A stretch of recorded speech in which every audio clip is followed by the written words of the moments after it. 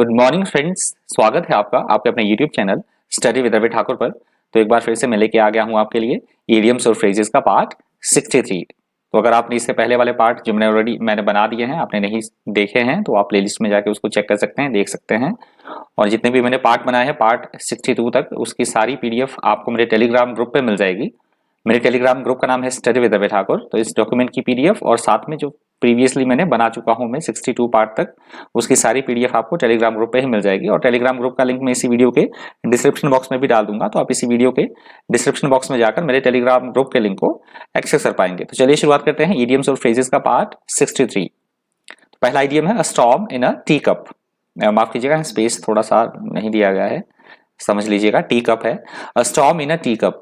A storm in a tea cup का मतलब होता है छोटी छोटी बात का बहुत बड़ा बतंगड़ बना देना, बात का बतंगड़, छोटी सी बात है और हो हल्ला कर देना उसके ऊपर से, उसको बोला जाएगा a storm in a tea cup. Big fuss over a small matter, that is called a storm in a tea cup. अगला इडियम है blue blooded.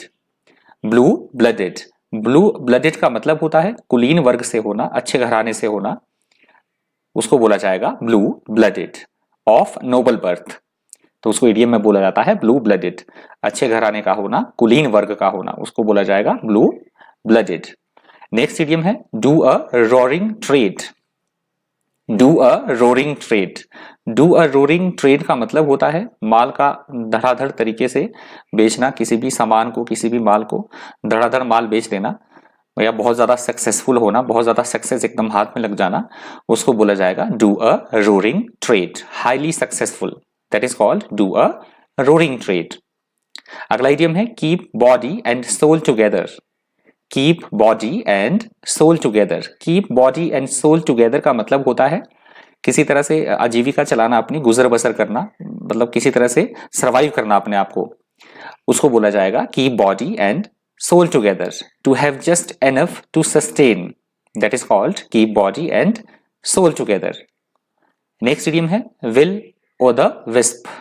will o' the wisp का मतलब होता है किसी भी चीज का हमें कोई मिथ्याभास होना, कोई हमें कोई मिथ्याभास हो रहा है किसी चीज का, हम इमेजिन कर रहे हैं अनरियल, और वो इमेजिनेशन इस तरह से है जो काल्पनिक है, उसमें किसी भी तरह की कोई रियलिटी ना हो, उसे बोला जाता है will o' the wisp। unreal imaging, unreal imaging, that is called will o' the wisp। Next idiom है clock the dagger। clock the dagger का मतलब होता है ऐसी कोई स्थिति, ऐसी कोई बात जिसमें कि बहुत सारी मिस्ट्री भरी हो और सिक्रेसी भरी हो, बहुत सारी मिस्ट्री हो जिसमें अगले पल क्या होने वाला है हमें यही पता ना हो, बहुत सारी गुप्त चीजें हो, सिक्रेसी के साथ मिस्ट्री भी हो, उसको बोला जाएगा clock the dagger. Clock and dagger, an activity that involves mystery and secrecy, that is called clock and dagger. Next idiom है पाम ऑफ। पाम ऑफ का मतलब होता है किसी को डिसीव करना, धोखा देना, किसी को धोखाधड़ी करना, किसी के साथ धोखा देना किसी को, तो उसे बोला जाएगा इडियम में palm of.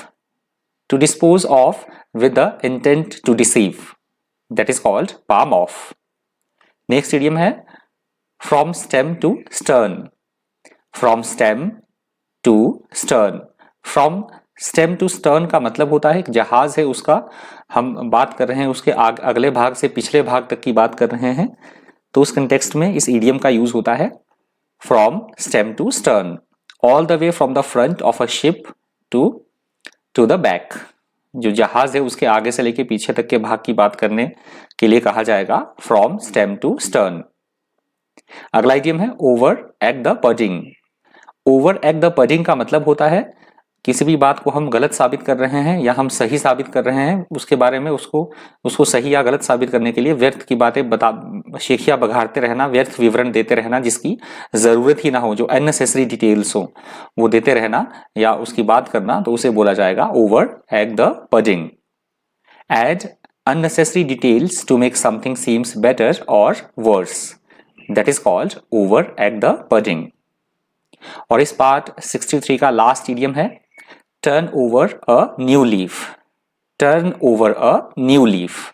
Turn over a new leaf का मतलब होता है एक नए सिरे से किसी भी चीज की शुरुआत करना या नए जीवन की शुरुआत करना, उसको बोला जाएगा। किसी भी कोई भी काम है, कोई भी चीज है, तो नए सिरे से उसकी शुरुआत करना, या हम बोल सकते हैं नया जीवन शुरू करना, उसको बोला जाएगा turn over a new leaf.